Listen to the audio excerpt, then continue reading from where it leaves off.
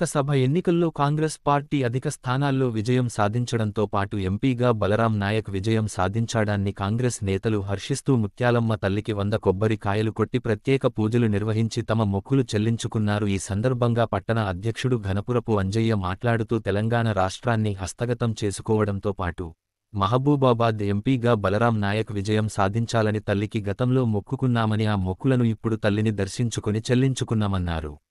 ఎంపీగా బలరాం నాయక్ విజయం కోరుతూ అహర్నిశలు శ్రమించిన పార్టీ నేతలకు హృదయపూర్వక అభినందనలు తెలిపారు. ప్రజల నమ్మకాన్ని వమ్ము చేయకుండా ఎంపీ బలరాం నాయక్ ఈ ప్రాంత అభివృద్ధికి పాటుపడతారన్నారు. ఈ కార్యక్రమంలో పార్టీ శ్రేణులు, యువజన కాంగ్రెస్ పార్టీ నేతలు పాల్గొన్నారు.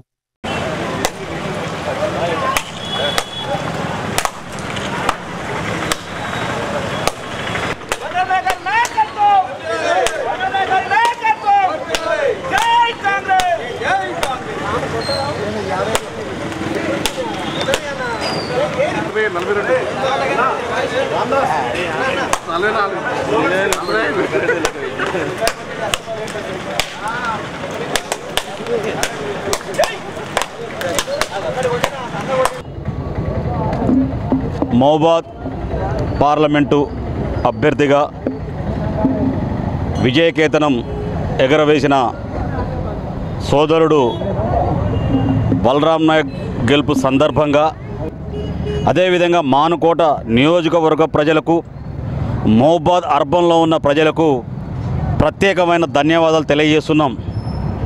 మొన్న జరిగిన అసెంబ్లీ ఎన్నికల్లో ఈ 7 నియోజకవర్గాలలో ఎంతైతే మెజార్టీ ఇచ్చారో, రాష్ట్ర ప్రభుత్వం అధికారం రావటం కోసం ఈ 7 నియోజకవర్గాలు కూడా కాంగ్రెస్ కార్యకర్తలు అహర్నిశలు కృషి చేసి చెమటోడ్చి ఏ విధంగా అయితే పనిచేశారో, అదేవిధంగా బలరాం నాయక్ గారి గెలుపు కోసం కూడా 7 నియోజకవర్గాల్లో ఉన్న ఎమ్మెల్యేలు కావచ్చు, మిగతా నాయకులు కావచ్చు, యూత్ కావచ్చు, మహిళా విభాగం కావచ్చు, అందరూ కూడా అదేవిధంగా శ్రమించి పనిచేయడం జరిగింది. మానుకోట నియోజకవర్గానికి వచ్చేస్తుంటే జిల్లా అధ్యక్షులు భరత్ చంద్రరెడ్డి గారు, అదేవిధంగా మహబూబాబాద్ శాసనసభ్యులు మురళీ నాయక్ గారు తనగలిపే బలరాం నాయక్ గారి గెలుపుగా భావించి, గతంలో తనకైతే ఏ విధంగా అయితే 50,000 పైన పైచులకు మెజార్టీ వచ్చిందో ఆ మెజార్టీ వైపు మమ్మల్ని అందరినీ కూడా నడిపించడం జరిగింది. దానిలో భాగంగానే మహబూబాబాద్ అర్బన్ టౌన్లో 36 వార్డుల్లో 66 బూతుల్లో కూడా సుమారు ఈరోజు 13,000 పైన మెజార్టీ పైచులకు మనం సాధించడం జరిగింది. దీని వెనుక కార్యకర్తల శ్రమ, ఎండ కోర్చి అందరూ కూడా బ్రహ్మాండంగా పనిచేయడం జరిగింది. యూత్ ఆర్గనైజేషన్లో, ఎన్ఎస్యూ ఆర్గనైజేషన్లో, మహిళా ఆర్గనైజేషన్లో, అదేవిధంగా మిగతా ప్రజా సంఘాల ఆర్గనైజేషన్లో కూడా బ్రహ్మాండంగా పట్టం కట్టడం జరిగింది.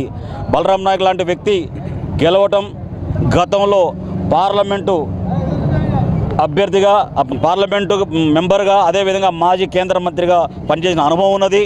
ఈరోజు కొద్ది మెజార్టీతోని కూటమి దూరం కావడం జరిగింది. లేకపోతే కనుక కూటమిలో అధికారంకి వస్తే ఈరోజు బలరాం నాయక్ గారు మంత్రిగా ఉండాల్సిన అవసరం వచ్చేది. కందాలపైన బరువును మోపారు. ఆ బరువును మనం కూడా మోస్తూ మనం కూడా అభివృద్ధి వైపు నడవాల్సిన అవసరం ఉంది.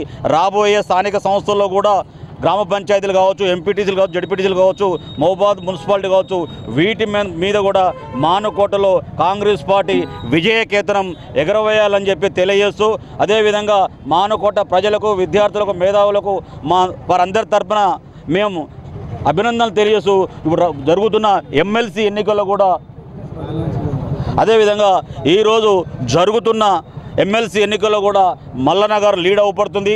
అదేవిధంగా ముఖ్యంగా ఏంటంటే ఈరోజు బలరాం నాయక్ గారి జన్మదినాన్ని పురస్కరించుకొని ఈ కార్యక్రమాన్ని ఏర్పాటు చేయడం జరిగింది. ఖచ్చితంగా మానుకోట రాబోయే రోజుల్లో కాంగ్రెస్ అడ్డాగా నిలబెడతామని చెప్పి, నిలబెట్టుకుంటామని చెప్పి తెలియజేస్తూ